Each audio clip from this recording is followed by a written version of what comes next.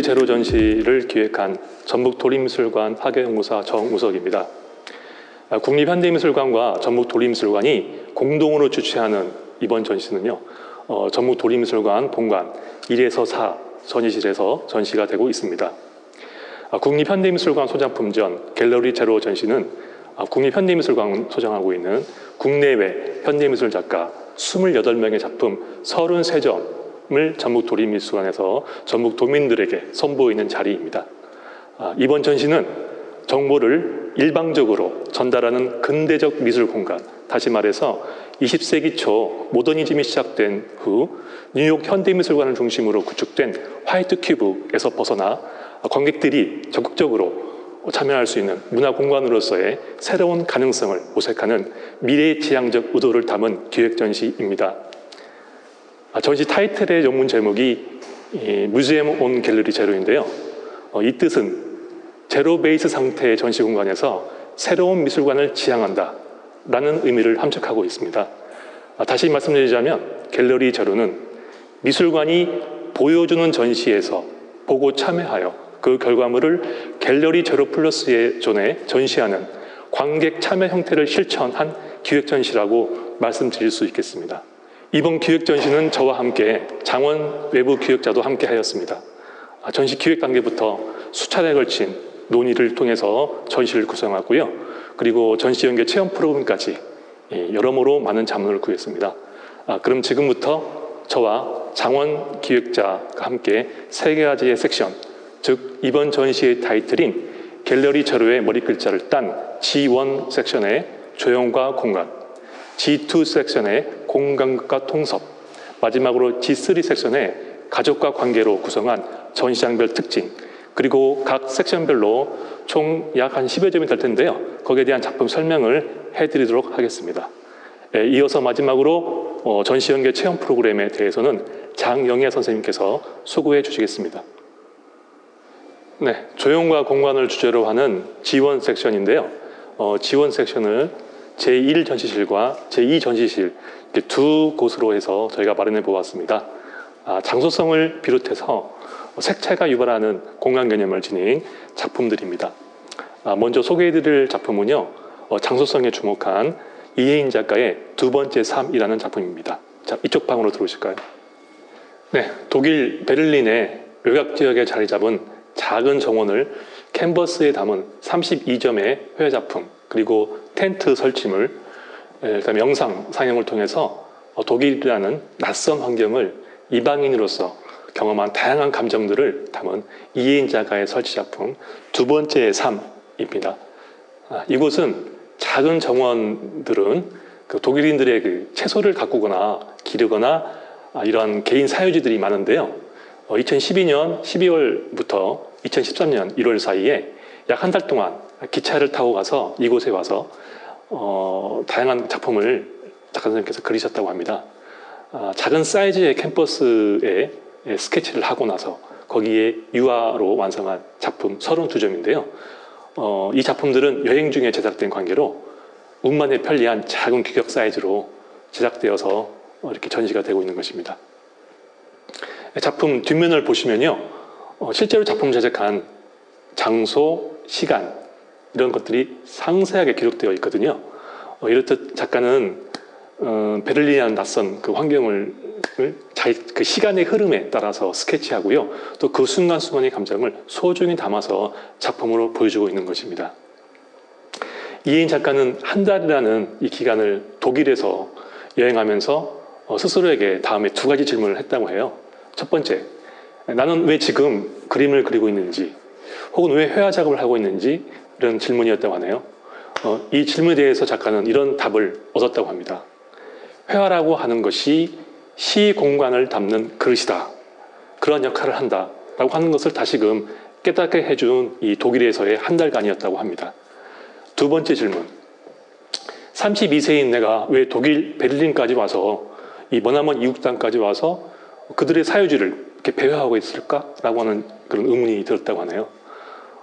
왜 이렇게 밖을 떠돌아다니면서 작업하고 싶어하는 걸까? 그런 것들이었다고 합니다. 이러한 질문에 대해서 이혜인 작가는 사진기가 발명된 이후에 작업장에서 사진을 보고 그림을 그리는 그런 화가들도 많아졌는데요. 특정 장소를 직접 경험해보고 그 순간을 캔버스에 담고자 하는 원초적인 행위를 중시하자. 그러고 싶어서 현장성에 중점을 두었다고 하네요. 또한 이러한 사유지라는 장소는 국가나 개인이 어떤 사회 시스템 안에서 만들어진 거잖아요. 그러한 결과물들인데요. 그림을 그리는 순간만큼은 기존의 사회 시스템에 저항할 수도 있고요. 또한 타인의 사유주의도 마치 작가 본인의 것으로 소연할 수 있다. 이 그림을 순간만큼은요. 그렇게 생각하고 있어서 이러한 여러 가지 경험들을 이 한 달 동안 해서 좋았다고 합니다. 네, 고아음 작가의 작품 백안 92 작품입니다. 전남 구례 출생인데요.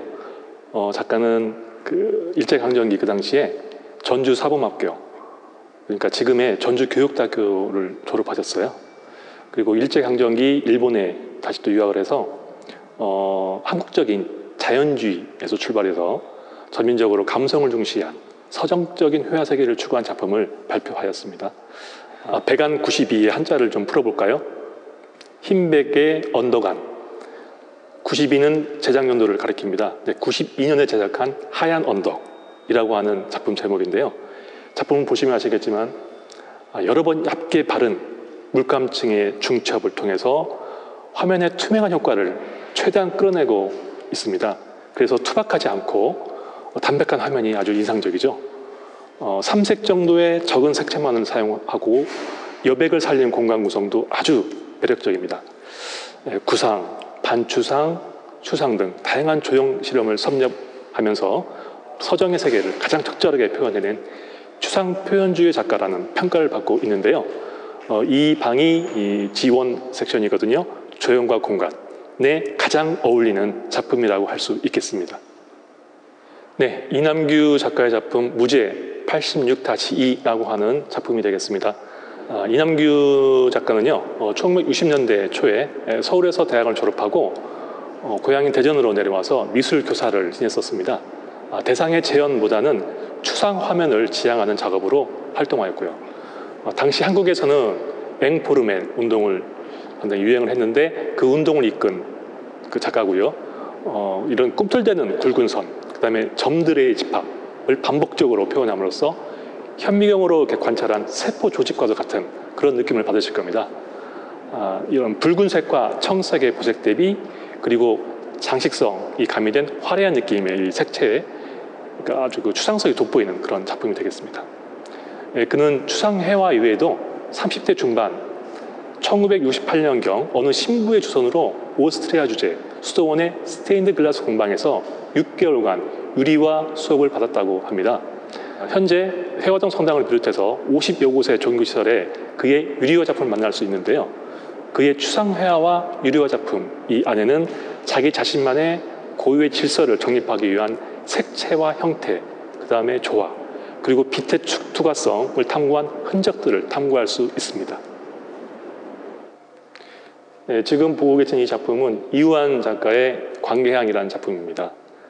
이우환은 1972년경부터 산업사회산물인 철판과 자연에서 기나긴 세월을 보낸 돌덩이를 적절하게 이렇게 배치한 광계향 시리즈 설치 작품을 꾸준하게 발표하였는데요.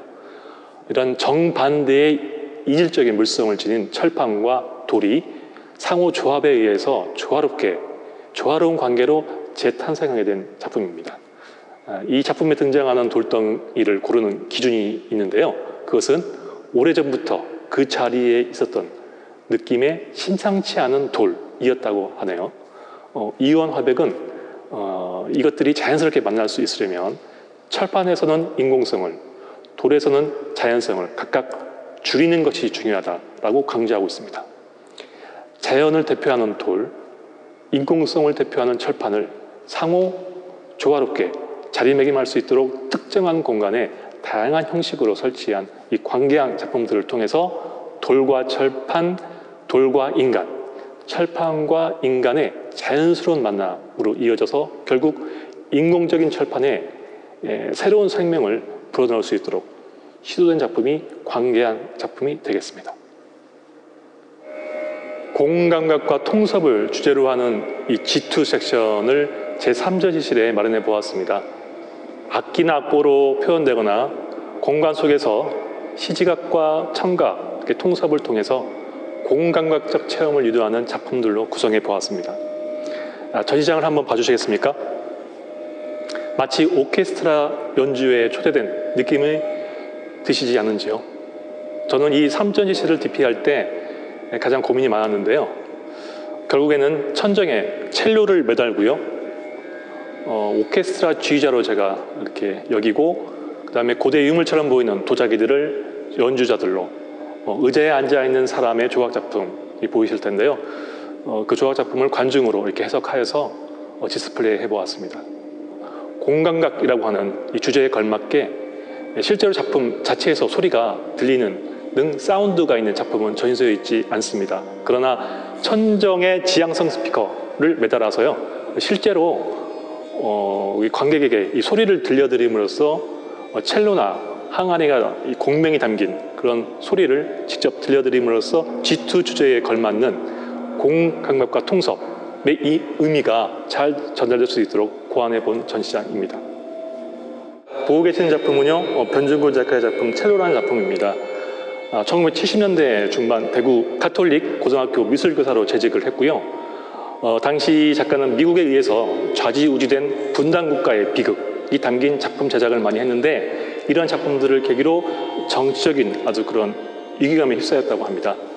결국 그는 1981년 한국을 떠났고요. 미국 뉴욕을 기반으로 해서 작품 활동을 이어가게 됩니다.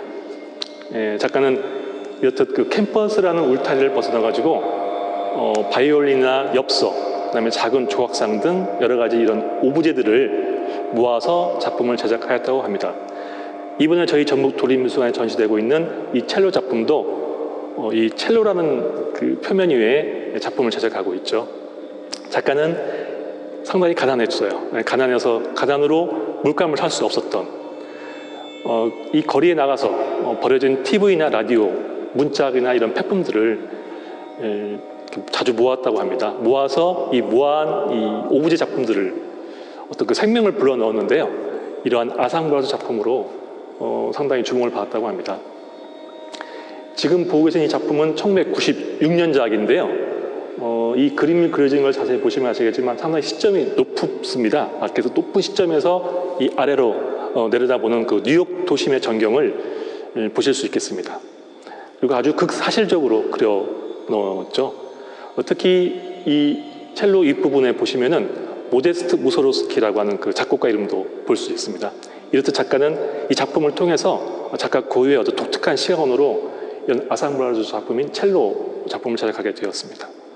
이렇게 머나먼 이국 땅에서 이 가난한 한인들의 애환을 담았고요.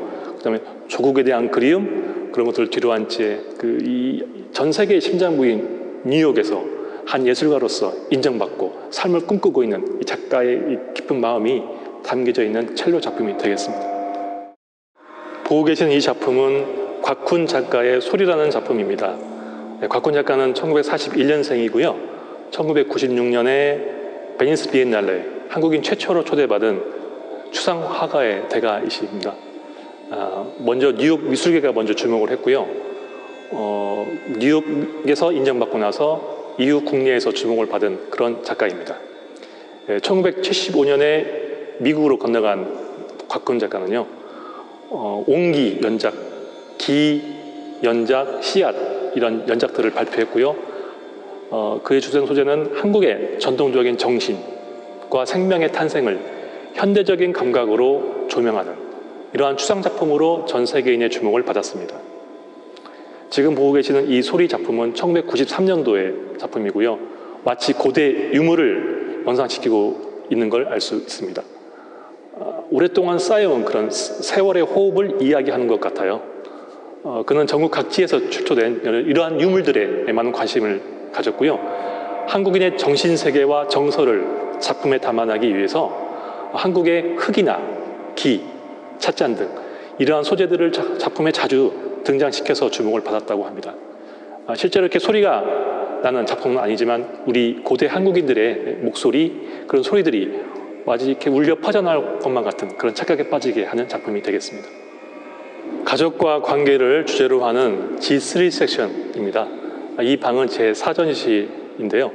여기에는 그 가족의 소중함과 가족에서 확대된 어떤 그 사회적 관계를 되돌아보는, 돌이켜보는 그런 작품들로 꾸며보았습니다. 이번 갤러리 제로 전시가 당초에는 5월 어린이 가족의 달, 5월 가족의 달에 제가 준비를 했었는데요. 근데 코로나19로 인해서 전시 개막식이 한 달 미뤄졌습니다. 그래서 이렇게 좀 아쉽긴 하지만 시기가 좀 적절치 않아서 아쉽긴 하지만 이렇게 다시 6월에 이렇게 개관한 것도 상당히 다행이라고 생각을 합니다. 그럼 전시장 오른편에 있는 이 바닥을 한번 봐주세요. 단상이 2단으로 꾸며진 단상이 보이실 겁니다. 타원형 구조로 되어 있고요. 이 공간에 딱 들어서자마자 조금 이렇게 낯설고 의아해 하셨을 것 같은데요. 일단 이 단상에 올라가셔서 양측에 있는 그 대형 작품을 편안하게 감상할 수 있게 저희가 그렇게 이 공간 설치를 이렇게 해보았습니다. 이게 가족이 주제인 만큼 가족 모두가 이 단상에 앉아서 편안하게 작품을 감상하는 건데요. 처음에는 저희가 이게 언덕이라고 하는 그런 컨셉으로 저희가 잡았었습니다. 언덕에 올라가 가족끼리 편안한 마음으로 앉아서 대형 작품을 감상한다. 그런 컨셉이거든요. 그래서 이 전시장 가족 관계 이 방에 오시면은 단상에 올라가셔서 작품 감상을 해 보셨으면 하는 바람이고요. 이곳에도 지향성 스피커가 3대 준비되어 있습니다. 이목상 선생님의 작품 물고기에서 착안해서 가족이 함께 바닷가에서 뛰어노는 그런 소리를 채취해서 제가 들려드리고 있거든요. 그래서 그 소리를 들으시면서 작품을 감상하는 그런 가족과 관계의 제3 섹션의 방이 되겠습니다. 평양출생 황영엽 화백은요, 1950년대 말 이후에 앵포르멜, 단색조, 극사실주의 등 당시 한국 화단을 휩쓸었던 예술 경향들이 있는데요. 여기 휩쓸리지 않고 평생을 인간의 삶, 그 다음에 인간의 환경, 그 다음에 인간의 어떤 다양한 상황들, 이런 상황들을 끈질기게 쫓은 그런 자신만의 독특한 세계를 구축한 그런 작가였습니다. 그의 예술의 중심에는 항상 인간이 있었습니다. 북한에서 월남해가지고 남한에서 겪었던 어떤 쓰라린 기억들이 반영되었고요. 심리적으로 아주 위축된 그런 인간을 집중적으로 그렸습니다. 길게 변형된 야윈 인간들이 보이실 겁니다. 심리적으로 아주 위축되었고요. 길게 변형된 이런 인간들, 그다음에 한 방향으로 부지런히 뭔가 이렇게 발걸음하고 있죠. 뭔가 쫓기고 있어요. 급하긴 하지만 잘 몸이 반응하지도 않는 그러한 몸짓을 지금 볼 수 있습니다. 이 한국 땅에서 그 험난한 북한에서 월남해가지고 와서 그 험난한 생활들을 했던 그런 일상들을 저희가 생각해 볼 수 있겠어요. 그 다음에 아주 장식적인 화면도 함께 지금 오버랩되고 있는데요. 지금 주변에 보시면은 그 우리 한국의 전통 가옥이나 그런 건축물들, 공예품들, 거기에서 볼 수 있는 문양들이 지금 위아래로 이렇게 장식되어 있거든요. 이래서 이런 야윈 인간들과 한국의 어떤 전통적인 이런 장식들이 함께 가미되어서 작품에 지금 보여지고 있습니다. 지금 이 방에서 가장 큰 대형 작품이라고 해도 과언은 아닌데요. 한윤성 작가의 매듭 3부작이라는 작품입니다. 아까 처음에도 말씀드렸듯이 이 가족과 관계라고 하는 이 사전지실에 가장 잘 어울리는 작품이라고 할 수 있겠습니다. 바로 옆에 보이는 그 거미줄 매듭이라고 하는 이런 체험존도 있는데요. 이 실타래와 같은 가족 간의 끈끈한 정, 그거를 관람객이 그걸 느끼기 위해서 실제로 실타래 거미줄 매듭을 저희가 천장에 달아놓았어요. 그걸 매듭을 메어보는, 그러면서 가족의 끈끈한 정을 느껴볼 수 있게 하는 그런 체험존과 작품이 같이 이렇게 공존해 있는 그런 설치로 되어 있습니다. 한윤성 작가의 매듭 작품에 대해서 잠깐 말씀을 드리죠. 3부작이라고 했듯이 이 작품은 판넬이 크게 3가지로 이렇게 나뉘어져 있습니다. 정중앙에 정사각형의 판넬에 매듭의 일부분을 확대한 그런 부분이 보이신데요. 그걸 크게 확대해서 정사각형의 그런 판넬에 작품이 제작되어 있고요. 양쪽 사이드에 같은 사이즈 크기의 매듭이 지금 아주 정교하게 그려진 그 매듭을 지금 보실 수 있습니다. 이렇게 정중앙에 위치한 판넬은 정사각형 형태를 하고 있고 또 이 양쪽으로 두 개의 또 판넬이 이렇게 연결되어 있어요. 그래서 정확히 멀리서 보면은 좌우 대칭으로 이렇게 보일 수가 있습니다. 이렇게 새끼로 꼰 매듭의 한 부분을 치밀하고 완벽하게 이렇게 묘사하고 있는데요. 이 매듭이 막 터질 듯한 그런 상황을 화면 가득히 배치하고 있죠. 그래서 긴장감이 아주 팽팽합니다. 이런 그 화면 구성들은 극적인 어떤 그 상황을 연출하고 있는 것이죠. 작가는 이렇게 주관적인 사고와 해석을 배제하고 이렇게 실제 보이는 그대로 지금 우리 앞에 펼쳐져 있는 일상적인 현실을 아주 생생하게 그려내어서 현재 처해 있는 다양한 사회 현상에 대해서 질문을 던지는 그런 작품을 하고 있습니다. 이 작가는 이런 매듭 연작 이외에도 이 이전에 찌그러진 깡통이나 그다음에 일상적인 사물을 작품의 어떤 주된 소재로 해왔었습니다. 1999년도부터는 과일 채집 연작을 선보였는데요. 토마토나 피망, 복숭아 등 이런 과일들을 대상으로 해서 아주 그 사실적인 묘사가 돋보이는 하이퍼 리얼리즘 작품으로 주목을 받기도 했습니다. 한국 근현대사를 관통하면서 주요한 족적을 남긴 김병기 화백의 산의 동쪽 속 형상 자화상이라는 작품입니다. 김병기 화백은 평양 출생이고요. 올해 나이 만으로 104세, 그러니까 한국 나이로 105세죠. 우리나라에서 현존하는 최고령 현역 화가로 이중섭, 김환기, 박수근과도 동시대에 활동하였다고 합니다. 그의 부친은 일본 도쿄미술학교 서양학과를 졸업한 한국 유아 1세대 김찬영 화백이고요. 구한말 한국 최초의 서양화가인 고이동 그리고 김관호의 도쿄미술학교, 즉 지금의 일본 도쿄 우에노 공원에 있는 도쿄예술대학이죠. 서양학과 후배이기도 하였다고 합니다. 김병기 화백은 1934년 일본에 유학해서 아방가르드 양화연구소에 입소하였고요. 그곳에서 추상과 초현실주의 미술을 공부하였다고 합니다.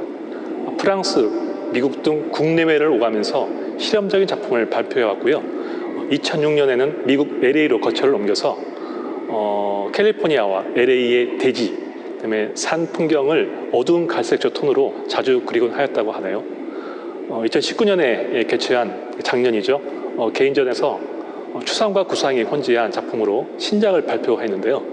이 전시회 인터뷰에서 김병기 선생님께서는 기성미 자주 등장하는 현대미술의 경향에 대해서 아주 아쉬움을 토로했고, 이렇게 손으로 직접 그리는 원초적인 행위, 이러한 수작업을 중시한 작품으로 주변에 주목을 많이 받았었다고 하네요.